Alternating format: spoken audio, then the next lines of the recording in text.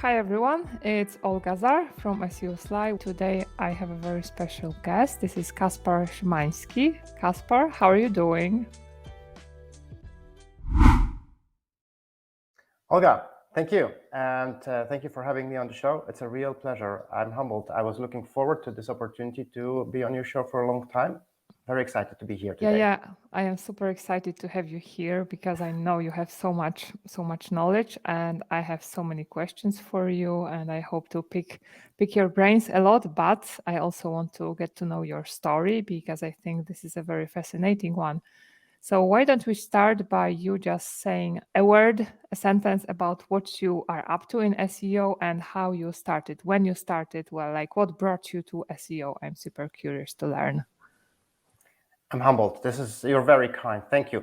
And when you're saying a word, how much time do we have? Because We have at least an hour. I tend to talk extensively about SEO. I'm excited to get carried away. My SEO adventure started really when I joined Google. That was actually in 2006. I joined the Google search team. And that was, of course, a huge privilege.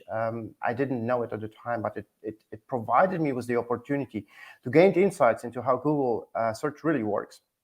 Something that, of course, I benefit from, my clients, our clients, searchbrothers.com brides still benefit from. But that period, that my tenure that I had at Google, that was also an opportunity to meet people, other very motivated, very skilled people. One of those guys that I started working early on with was Philly Wiese. Again, he was a Google search developer at the time. And we hit it off. Philly is a household name in the industry, obviously a total rock star on any SEO conference stage. Most people have either met or heard or read something from Philly. Yeah. But 2006, we just ran into each other. We started working on shared projects at Google Search, and that collaboration that initially started at Google, that actually spilled over into us building Search Brothers together a couple of years down the line. So nowadays, we apply what we learned, those insights gained, we apply all of that knowledge and a huge volume of data, because we are very much data-driven, for the benefit of our clients. We are a boutique agency, if you want, boutique SEO consulting agency.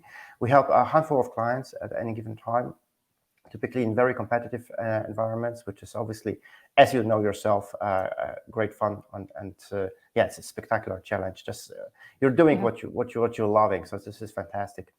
And I have to say, Philly, next to the experience at Google, the insights, meeting Philly, of course, all of these things trickled down and helped to build the foundation for searchbrothers.com, which is what we still do very successfully today.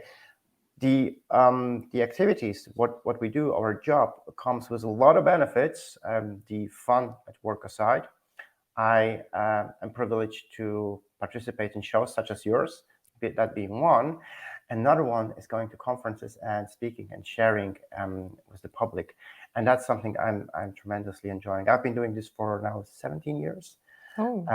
So you don't just travel great places. You also have the opportunity to meet a lot of people, to exchange, to learn from other people. So overall, it's a very happy story for myself, and I'm happy to say our clients tend to share that experience as well. Yeah, that's awesome. That's awesome. I read a lot about Philly. I think I like his tool very much. He has this tool for debugging speed issues. I think he also now has one for interaction to next page. I think I was playing with that just recently. So I definitely want to have him on the show as well.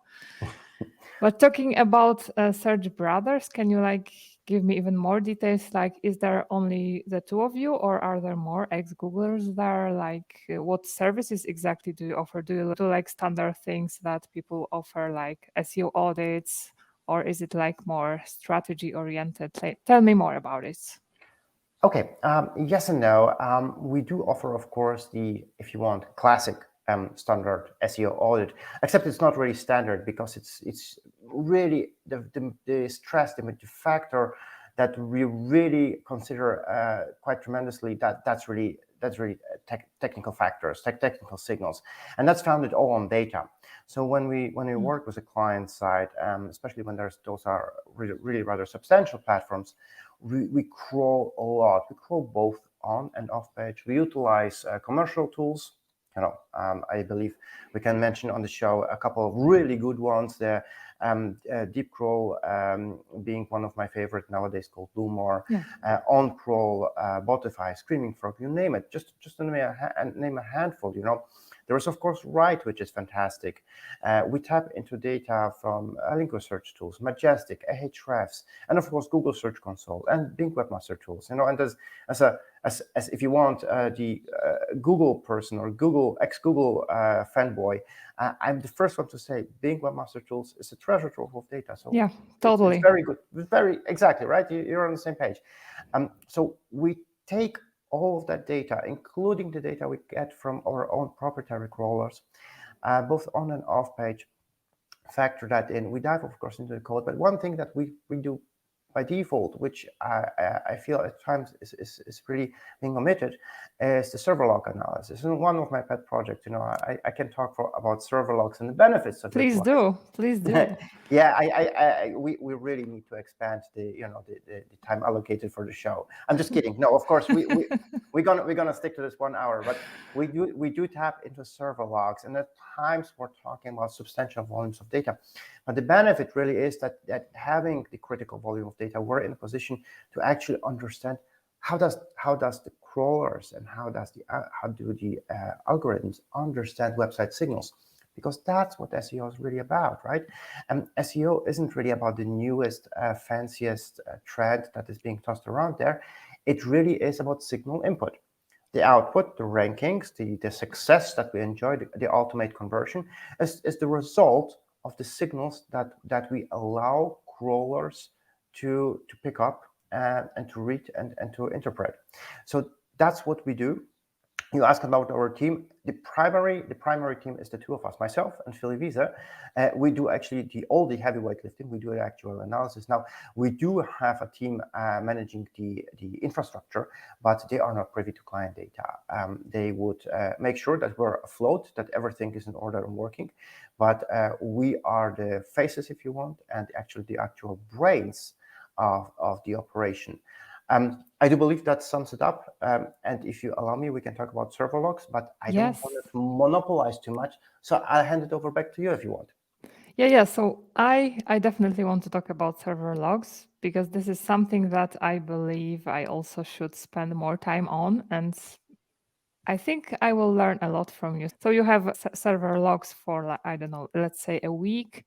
What is it that you can really get from it? Like, what are some interesting things you were able to notice from this amount of data that would indicate, for example, the direction of your SEO strategy? Like, what are some things we can find, except for the obvious one that Google visited this page that many times, and so what? You're really throwing me softballs, don't you? That's perfect. Yeah, I love that. Thank you. Unpack that. So to answer the the basic question, what can we do about 1 week of server log data? The honest answer is, and this is just the one right answer, it is nothing, absolutely nothing. It's of no consequence. To begin with, we have to think about the website and how large it is. No, if we happen to have a 1-pager or 10 pages, we're talking really small operation. Server logs probably not going to be critical. So let's talk about more substantial website.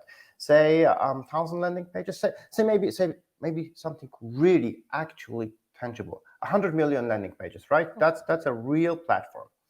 Now, 1 day of server log data is not going to tell us much, but if we happen to save and preserve raw server logs for an extended period of time, say maybe 6 months, preferably a year, and continuing, that's a different situation altogether. Because now, out of blue, if we sift through that data, if we focus on the actual crawlers only specifically, we can understand what is being prioritized by Google, right? And we're focusing right now at Google, even though, and this is very important to say, everything that we do in order to please Google more, any optimization that is working really well with Google tends to work really well with Bing as well. And those 5% 5% sounds like not much traffic, right? But if those 5% translate to a lot of conversions, I take that 5% gladly. Totally. So let's park that for a moment, right? So if we happen to have that server log, we can understand this is the volume of landing pages that is being prioritized by Google bots, right? Does it overlap with the volume of landing pages that we actually want to be prioritized? And very often those two circles, ideally they would overlap 100%, but very often the overlap is minimum, right? So that's the very basic first thing where we can say, okay, it seems that the bot is crawling our supplemental content. Say the blog that speaks about pizza recipes while we're selling travel to Italy, okay? So this is really supplemental content. This is SEO content. We don't really care to rank for SEO for pizza recipe in Italy. We want to rank for travel to Italy, right? Different story, different landing pages. Having that in place, we can understand the crawl budget allocation and we can influence that. But it does not stop there. A very important thing is to understand what are the responses, right? Say for a moment, I love the travel industry. We work quite a bit with the travel industry. It's very competitive. It's also very much changing and very similar to retail in this regard, because the offer that used to be available yesterday, that travel I was looking for, let's stick to Italy. Big Italy fanboy here. Let's say we want to go to Bologna, right? There is an offer to travel to Bologna. It was available yesterday, but somebody booked it and it's completely booked out, right? That result is still in SERPs. It can be a product that's being sold out. That result is still in SERPs. Now the users would click on it and the return answer to both bots and users would be 200 OK, which is effectively a soft 404.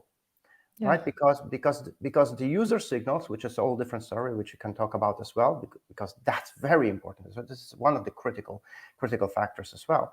But the moment we see on a large scale tapping into the server logs that a lot of landing pages which can't possibly offer a good user experience because either the item is sold out, or the offer or the concert is sold out, or it may be expired, or those travels are completely booked out, whatever it is, it's not there anymore. It's completely gone.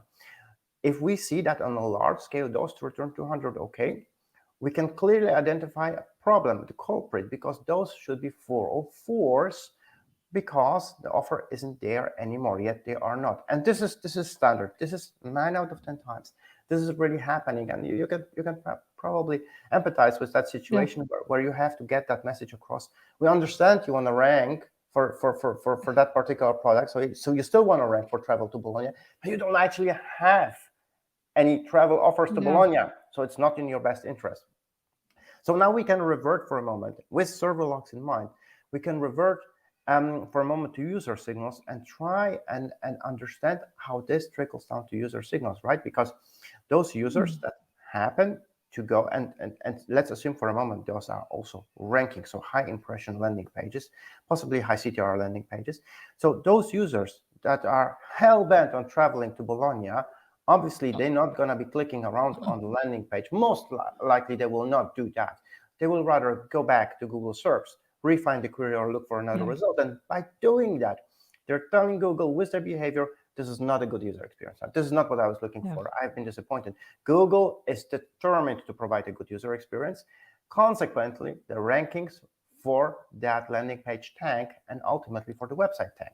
So server logs provide a treasure trove of data which really can be tapped in if safe, preserved, and collected.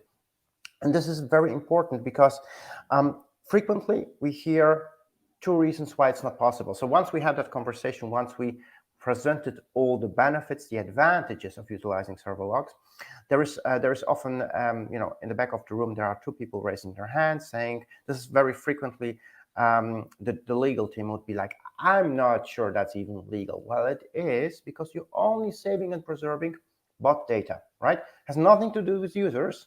We only care for bots. We don't care how many users actually went to that website.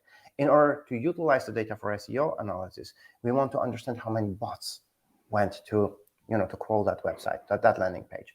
And the other question is, and that comes from different corners, it's going to be really expensive, right? And the answer is, of course not, because you can gzip the data, and hard drives cost nothing comparatively speaking, when we're talking about large organization, about an organization that has those 1,000 or maybe not just 1,000 landing pages, but really rather 100 million landing pages, a couple of €100 for a couple of hard drives is really nothing. The critical point really is to start saving and preserving server logs completely and to never stop. Okay. Because this is something that a lot of operations actually do. We have this conversation. We ask people, do you save and preserve server logs? And they go like, yeah, we do. We know. We hear your gospel. We do what you're saying. So how do you do it? Well, we save it for a month, then we overwrite it, or for a year, and that is very unfortunate. If it's 1 year, we at least have those 12 months, right? But if they only save it for a week or a month and constantly overwrite in order to actually cut costs, that is actually not enough in most cases. You're losing the historical data, and server logs not recorded today can never be found again. They can never be recorded again. Unless you start recording now, you will never have that data. So long story short, and I don't know if we can do that. Maybe we can share. Maybe we can share a link later for our. Of course. I have penned, because this is something where 9 out of 10 websites that I have the privilege, dealing with, they don't really utilize server logs initially. So I penned an article on Search Engine Land that describes in detail how server logs can really work for you. Maybe we can share that. I will share it. Yeah, definitely. In order to give people something actionable, something tangible, the one thing that he can start doing today in order to make a huge difference down the line. It is also understood that for large organizations that think in terms of quarters, so quarterly reports, quarterly OKRs, this is a very long-term engagement, right? 6 months to 12 months before you can actually utilize the data. But maybe that article that I was referring to can be used as leverage for the internal discussion. So we actually make that jump. So we stop thinking in terms of quarters and quarterly objectives for a moment and think of SEO as a long-term game, because that's what it really is. Totally. And talking about server logs, let's say I am like less technical. I have a smaller website. Would it be enough for me to use Google crawl stats reports? Can I get enough out of it, or probably not really? It's not the same, right? So I think this is an important point to raise, because there is not just those 100 million landing pages websites. There are also smaller. I'm not even talking mom and pop businesses, but small and medium businesses, if you want. If you happen to be in a very competitive environment, and especially in a high margin environment, you obviously wanna put your best foot forward if this is a major sales channel, if online is a major sales channel. But if that's not possible, if you're thinking of SEO as maybe a cost-effective way of doing SEO, the one thing that we should do at the very, very least is, of course, tapping into Google Search Console data and Bing Webmaster Tools, as you concurred prior. And I'm so glad you're doing that, because most professionals I talk to seem to be, maybe a little bit apprehensive, a little bit hesitant to commit time and resources to Google Search, to Bing Webmaster Tools as well. But in the best case scenario, we're gonna have two sets of data that more or less overlap, right? So Bing would roughly say the same thing as Google Search Console, and maybe sometimes they actually focus on different bits and pieces of the website, so we get different insights. When it comes to backlink samples, of course, this is a great opportunity, because we can increase the backlink sample that we're getting free of charge, something we typically have to pay for. So for those small businesses that do not have either the manpower, the time allocation, the resources, or really the acumen, the capacity, know-how to deal with really the specifics and very complex matters around SEO, tapping into Google Search Console is the bare minimum. And if for no other reason, there is one main reason which I believe is also very much close to your heart, because you mentioned that prior to our conversation here, and that is, this is the only place where we can actually confirm a Google manual spam action. This is really Yeah. a euphemism. It's aka penalty, right? So at the very least, I should look into that and see, okay, if the website doesn't perform as I would like it to, is there at least a message that says, Google found your website to be in violation with Google Webmaster Guidelines, nowadays Google Search Essentials, and this is the reason why. And if there is none, there might be another reason. There are different reports as well. I did mention Soft4Force prior while looking into server logs. Google does indicate those as well, not always accurately, I have to say that as well. Sometimes they pick up words such as not found to indicate Yes. that the product is sold out, while the product isn't really sold out, right? It can be some just in context words. So it's not 100% accurate, but it gives us an idea. And of course, it gives us the impressions, it gives us the CTR. And this is the part of Google Search Console which I totally love, right?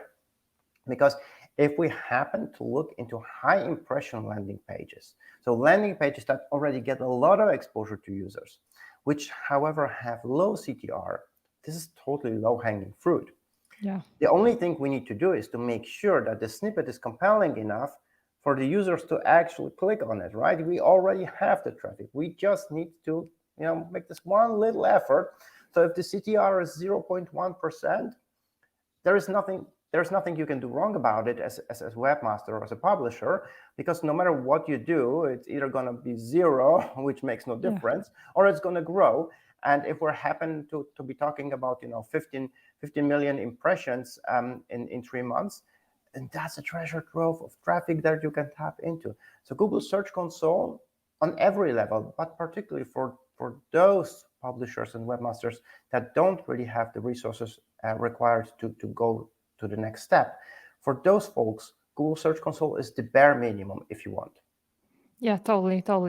And talking about Bing Webmaster Tools, I am like a huge fan of that tool. I discovered it a couple of years ago, and I really find it very useful. It is like my another crawler. There is this special SEO section, right, when you can scan the site for like some common SEO errors. And one thing I found with Bing is that generally it is way more, I would say, restrictive, at least at the beginning when you have a new site, right? You may have trouble, at least in my experience, getting indexed in Bing for a longer time than you have in Google. And Bing may demote you for small things like you have title tag, which is too long. I had a lot of such cases. Did you also notice something similar? Yes, to a different extent, I suppose. Uh-huh. Something that we did notice is that very frequently when we talk about large websites, you can compare the volume of landing pages being detected, crawled, indexed, and ranking, right? Mm-hmm. And if we look at the bare numbers, nothing else, just those bare numbers between Bing and Google, I would say 9 out of 10 times, Google seems to pick up a significantly larger volume. Yeah. But that is something that probably is indicative of the crawl budget allocation and the resources that are being put on Google's site in order to get all the information that is out there, which is what they're trying to do. Now, Yeah. I can imagine, and I am in no position to really speak out of experience working within Bing. I've never worked for Bing.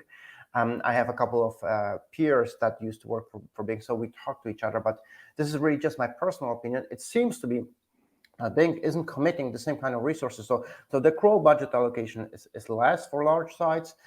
They get a little bit less data. So obviously they have less data points and signals to get content indexed and ranking.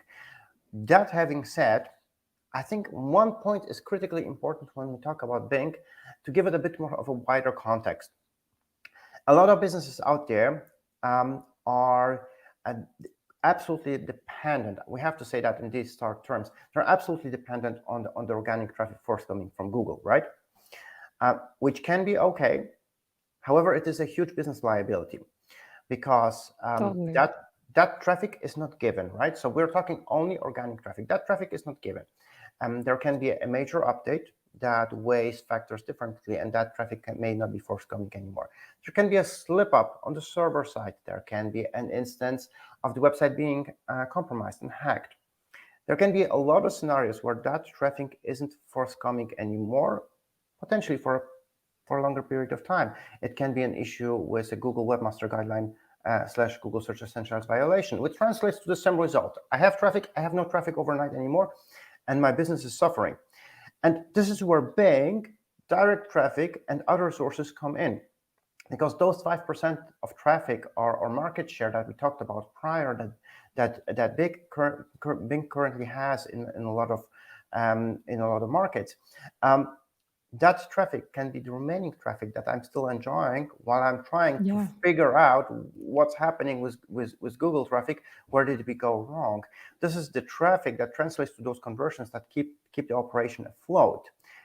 That also means that becoming a brand and the go-to place in my vertical is critically important from a business perspective, not only from an SEO perspective, but from a business perspective, because I want to make sure that there is traffic, because people know us as a brand, because they know what we stand for, and they know what kind of unique selling proposition we still keep providing, with no regard to whether we are present in search or not. So brand building, brand isn't a direct signal, right? A better brand does not get better rankings, but a bigger brand, a more known brand, gets better brand recognition. Ergo, it gets more and better CTR, because the users go like, okay, this is the landing page I know. I'm trying to get that flight to Bologna, and this is the brand I'm familiar with. Let's go there, right? So brand recognition trickles down to user signals, which effectively improve SEO. But brand also helps us to become less dependent on that one major source of traffic, which is critical for the business. This is very important to think about, also from a business perspective, not only from an SEO perspective. Yeah, totally. So maybe let's now switch a bit to talking about Google penalties, because we have already touched upon this a little bit. So I read you used to work. You used to work in web spam with a team fighting with spam. Did you also get to know Matt Katz? Yeah, sure, of course. Oh, okay. So tell me. Matt Katz is that's a long time ago. Yeah. I think there will be some of our listeners may be like, "Who's that?" I used to watch him on YouTube. I remember. Okay, so what it's like to work as part of the web spam team in Google? What it was like? Okay, that's a flashback now for me, because obviously that's a while ago. So maybe from two perspectives, if we want, working with the team was a tremendously rewarding experience, in the sense that the group of people was spectacularly diverse from every perspective. So people were originally from all over the world. They spoke a multitude of languages. I'm lucky to speak 3 languages halfway okay. That was a total underdog situation. We had people on team who spoke 7 languages fluently, and not the most obvious ones, not just major European languages, but really languages where we go like, wow, where is this coming from? Their backgrounds, their experiences. They had been people who had worked in archaeology or in medical profession prior. There was a manager who used to be a submarine captain prior. So it was mind-boggling, an incredible opportunity to listen and to learn, and to humbly understand that there is so much more out there than just search. It was fantastic. Now, talking about Matt, and obviously this is a long time ago, Matt hasn't been involved in Google search for a while as well. He's every bit as charismatic in a meeting than he is out there. Great guy to work with. I remember fondly, I kind of opened up really some of the international outreach operations on behalf of Google Search and webmaster outreach, really, because Matt was doing webmaster outreach for the English speaking audiences. But there's obviously another bigger world out there as well. So there was the German operations, there was the Polish operations, Spanish, and so forth. So some of the projects where I had the opportunity to work closely with Matt was us saying, listen, some of your target audience, they are not quite as as familiar with English, they are not quite as comfortable with English outreach. We got to address them in their own respective languages. So we started going to conferences, we started publishing in their languages. That was a fantastic opportunity. And of course, it came with the opportunity, to go to the headquarters, which is not a bad thing to do. So it was really, really great. But I think nowadays, working with Matt Cotts previously, and he was by no means the only star on the team. He was probably the leader and the greatest shining star, but there were other very committed people as well on the team. Working with those folks was of course fantastic, but what helps me nowadays more to understand client situations and address those is more operational experiences that I had at Google, and that is of course applying penalties. First, of course, investigating signals, understanding spam signals, in particular on link networks, applying penalties, issuing penalties when those were justified, and then on the other hand, which is more from a webmaster perspective, which is much more rewarding, and that's the other part. Removing penalties when these aren't warranted anymore. Now, doing those things, of course, is something that helps us nowadays, help clients that have been struggling with either their websites not living up to their full potential or expectations, or websites that indeed are afflicted by a manual spam action, aka penalty. Yeah, cool. Has the number of manual actions become smaller? I guess it has over the years, because a lot of those penalties have been, I think, replaced algorithmically. Is it true? It's hard to say. I don't have the insight, obviously, anymore. I Yeah. would have loved to retain access to Google tools. They were reluctant. But from what you're seeing, like, as you leave the company, you lose access. You don't totally. You don't lose access to your friends and peers. You lose access to the tools. So it's a little bit of a gut feeling situation. I obviously do follow the public statements, and I'm very careful with those public statements, because we're talking about public statements originating from a large organization. So there is the PR team, there's the legal team, there's the marketing team. Everybody is a little bit involved in crafting a very specific message, right? You have to read a little bit between the lines. But Google does share those spam reports every now and then, I think once a year or so. And the numbers tend to be, they tend to be in the millions. They tend to be tremendous. It looks like the output is growing, but it's really hard to make a judgment call whether these tend to be a very small minority or a big chunk of the operations. Obviously, Google is trying to do everything algorithmic. That goes without saying. It's not just the volumes that they're dealing with. It's obviously much more efficient. Any manual spam action is actually costly, because one human has to create the investigation, the documentation. Another human has to look into it. All these things cost time and money, and then the process has to be reverted as a reconsideration request is being successfully processed. So I'm a bit hard-pressed to say that it is either in decline or growing. I can only say that it's a never-ending flow of inquiries of prospective clients or business partners saying, look, we have this thing lingering, it's holding our website back. And lingering really is the right term here, because if a manual spam action is in place, it kind of doesn't really make great sense to improve the website, or to have a new release, or to do any other things that may be beneficial, conducive to the business, because it is being held back. The result is being held back by the manual spam action. So the number of inquiries is not really adding up, and people need help with manual spam actions. I don't think it will ever cease to exist. I have to say that as well, because Google has been trying, and was in some areas more successful than in others, to automate spam combating as much as possible. Link detection is a very good example, right? Where Google is saying, oh, we're pretty good in detecting unlegitimate links, so links that are not based on merit only. That very well may be true. Now, having said, there is still a huge industry out there that is selling PageRank passing links, and they don't seem to be afflicted. They don't seem to be going away. Obviously, it seems to be working in some cases. Otherwise, that industry wouldn't be out there. So algorithmic solutions, while very much applicable on a large scale, are not applicable in 100% of cases. Obviously, don't catch 100% of all suspect signals.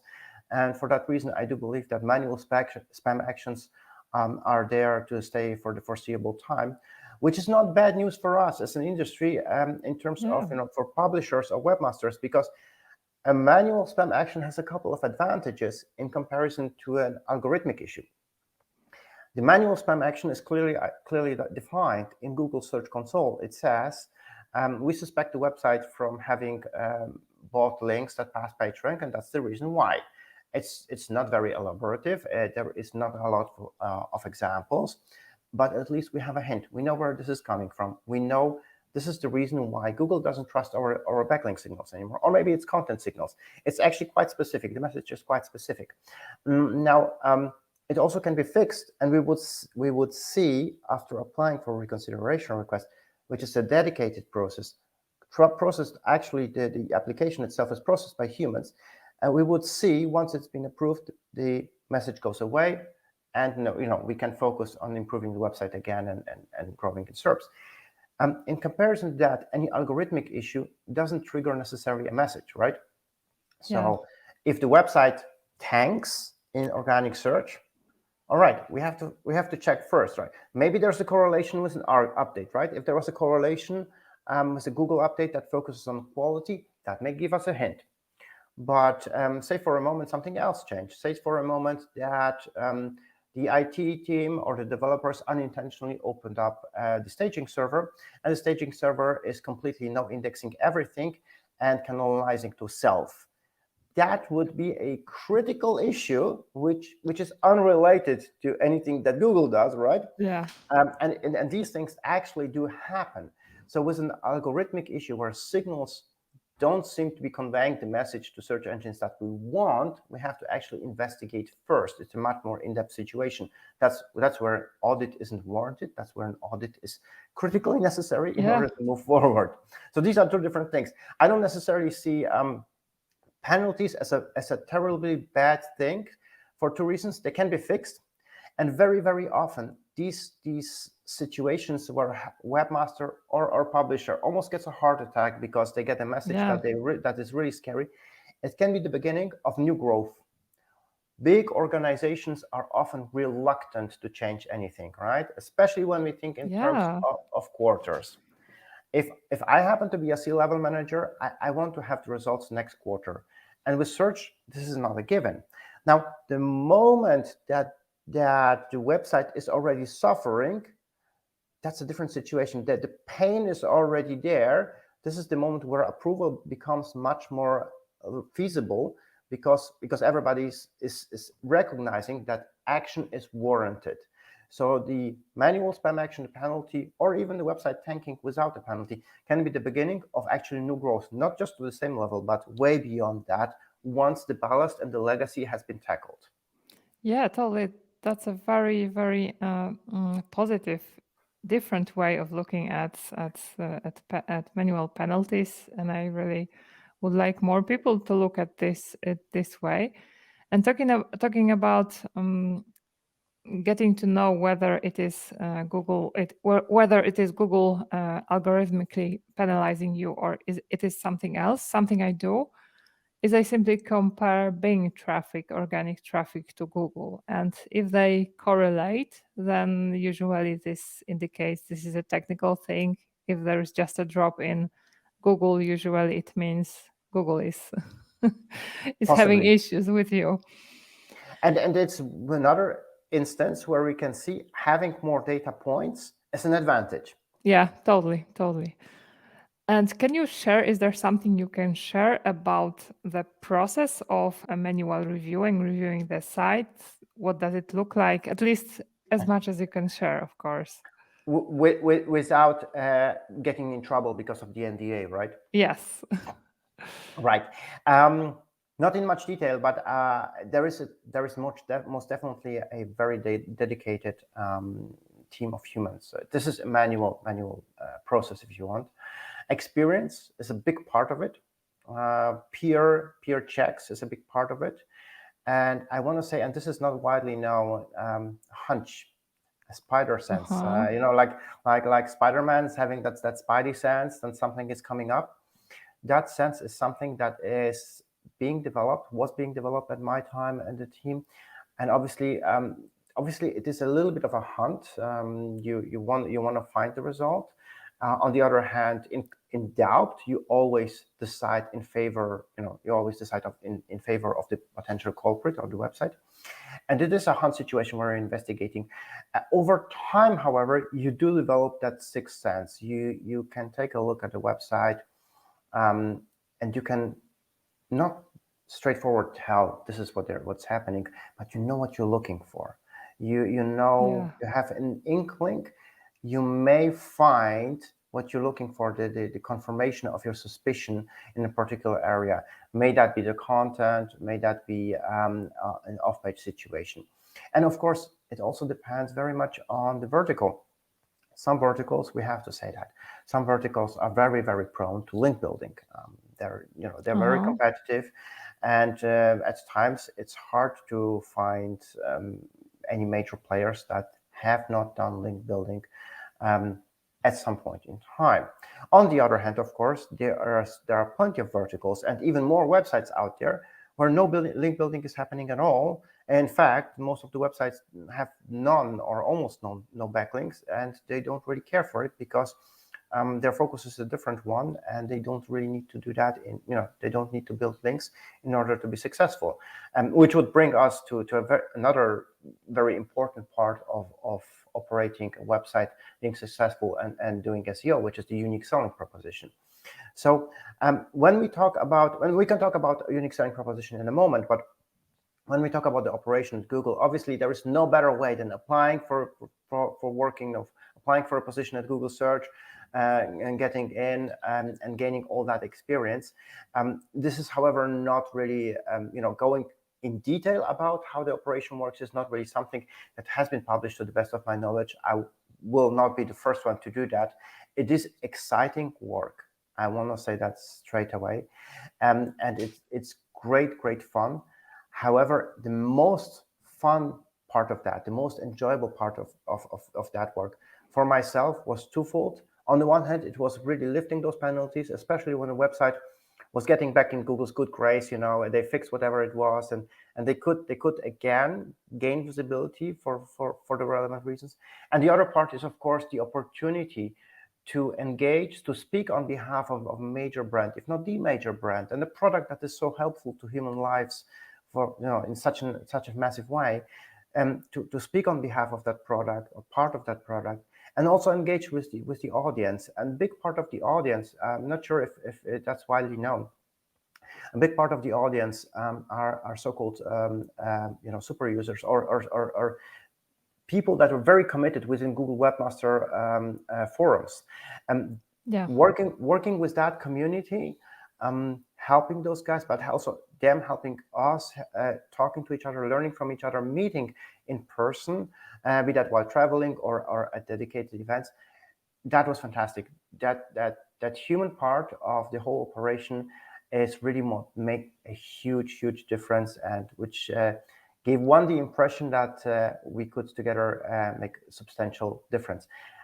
I am afraid I cannot go much into detail, of the actual operation, even though I'm sure our audience would be interested in that. Yeah. But allow me to say, knowing how they operate, knowing how the Google team operates, doesn't translate to an actionable advice for one who wants to rank better. And one thing I want to say straight away: please stay away from the Google Raters guidelines, because those translate to nothing that pertains to how a website ranks. It's completely unrelated. It's a different topic. Personally, and this was way after I left the company, personally, I thought it was unfortunate those rater guidelines were ever published, because they distract. Everyone is going crazy about them. Yeah, it's been a while ago, right? A couple of years ago, it was released, and I was like, why would you do that, right? It's not going to make people's lives easier. People not going to be able to understand what really matters for the websites, yet they're going to obsess about things that are unrelated to the actual crawling, indexing, or ranking process. And writer's guidelines, I would totally stay away from that. If there is something you would like to focus on as a listener to this, think about the unique selling proposition. This is for every business, be that online or offline, the one thing that helps you stand out, right? What is it that makes people go to your website or to your business? What motivates people to give you their hard-earned money? And in an online business, that unique selling proposition is first experienced in the snippets. And that's something that people don't really think about very frequently, because they just assume that the clients or the users might understand what the website is about. But sometimes it's not the case. For that reason, we have to tell them, we are brand A doing this and that.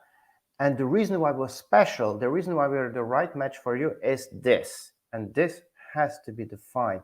Unique selling proposition, critically important, often overlooked. Yeah, that's a great tip.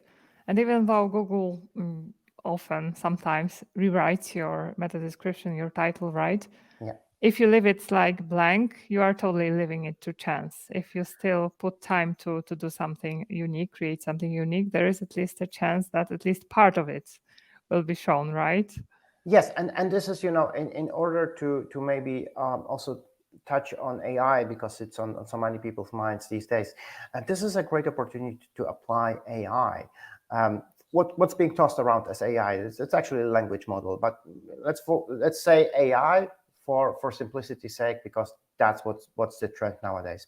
So if you want to experiment with more compelling snippet representation with your SERP real estate, if you want to make it more appealing for more users to actually give it the benefit of doubt and click on the result, that's a great opportunity. Here is where AI can be utilized in order to experiment, to see what's working best.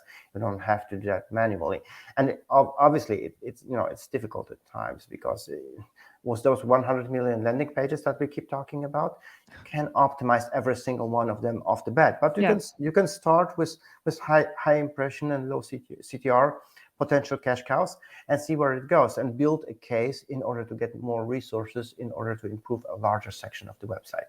I think AI, just to tap on that, has great applications in some areas, and then software development or general development is one of those.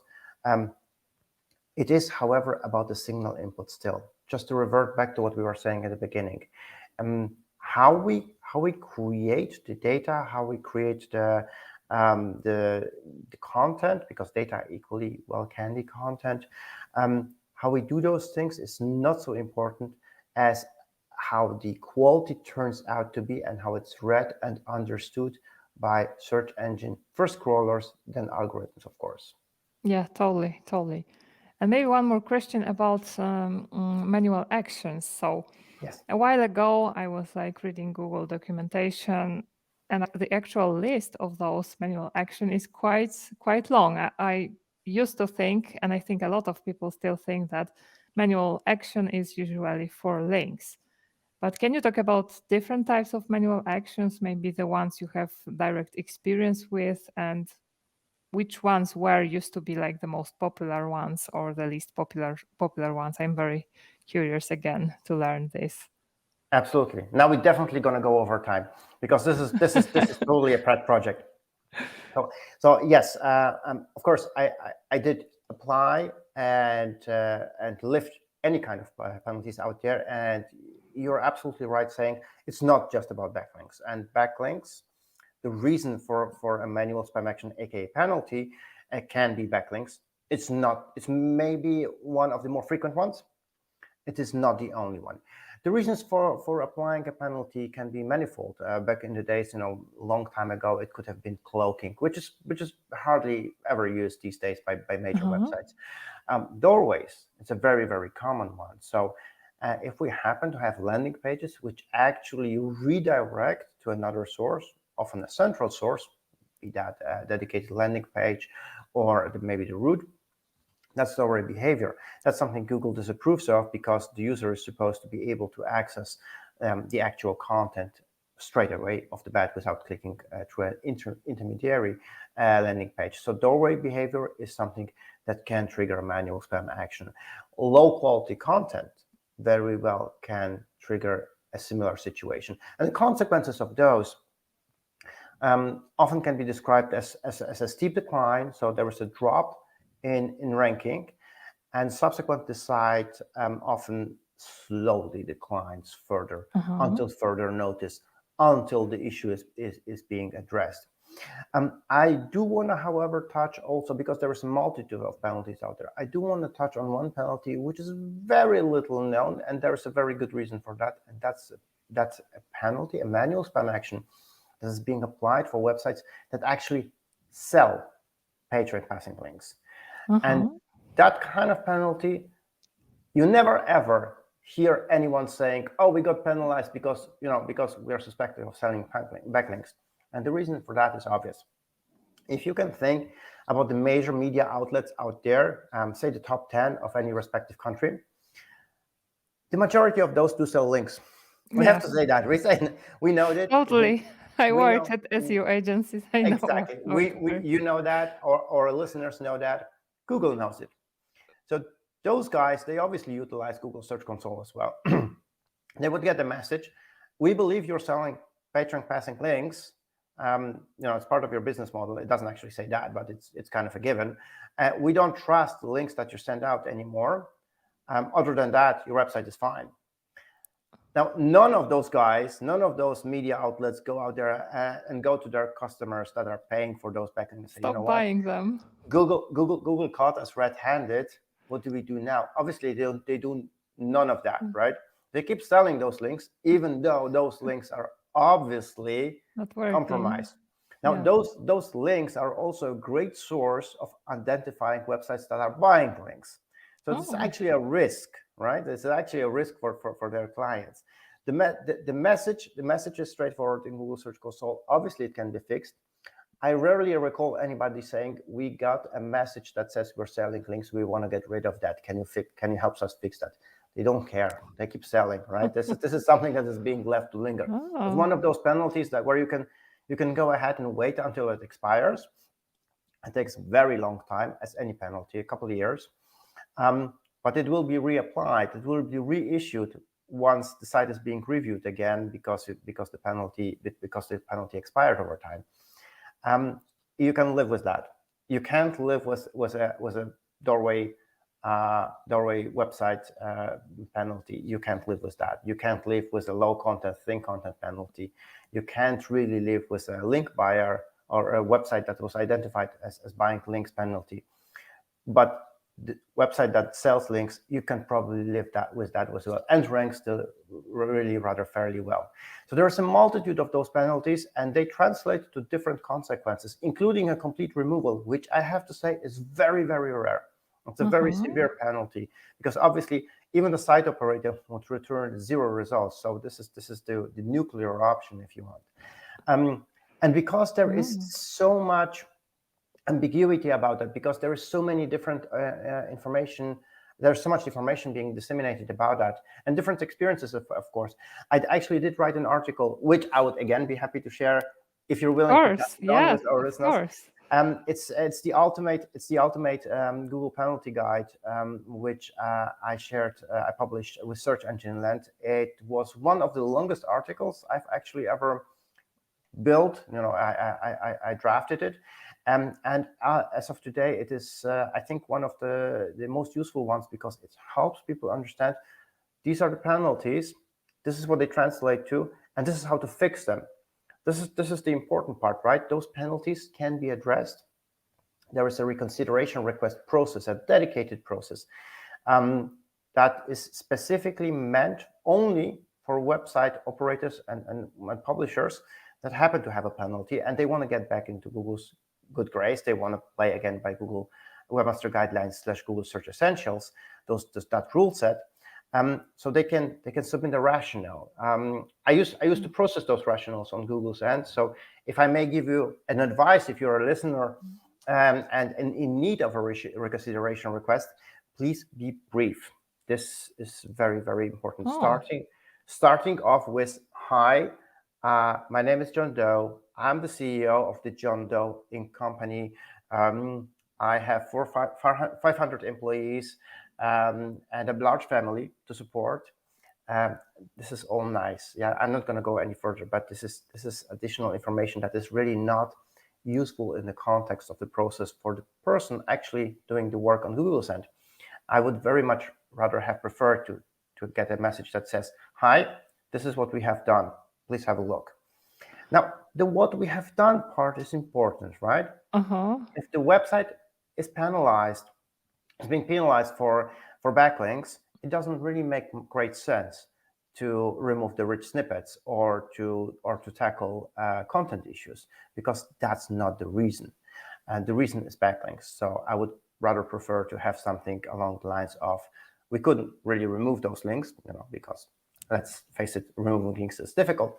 But we have created a new disavow file that includes 10,000 patterns on domain level patterns, which we now have submitted through the disavow tool. Please have a look. And of course, it helps if it's an edge case. If you're like doing the minimum amount of work, but you want to make sure that it's still successful, I personally would add, going forward, we commit to abide by Google Search Essentials or Google Webmaster guidelines. I would add that sentence. It can give you a little bit of an edge. One thing that is important to know about the reconsideration request is, however, that there is no confirmed turnaround time.